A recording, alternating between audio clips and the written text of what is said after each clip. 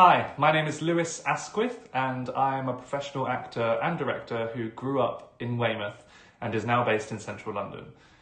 I joined WOW at the age of 14. I was asked to come and audition for the company after the president of WOW saw me singing in a local talent show.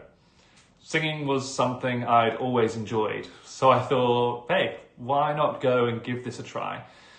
And actually from day one of rehearsing at WOW, I fell in love with musical theatre. The fun and the magic of the whole experience of putting on a show. And from then, it's taken me on an amazing career path for the last 12 years. I've worked in West End musicals, on massive Hollywood movies, I've met amazing people, and I've even got to travel the world.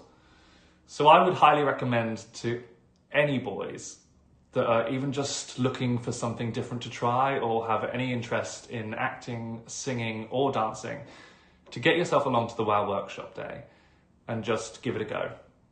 It's not only for a career in the arts. I made friends for life from going to WOW, and it built my confidence so much. I was such a shy kid, but now I feel like I can take on the world. And that all stemmed from the training that I got at WOW Youth Musical Theatre.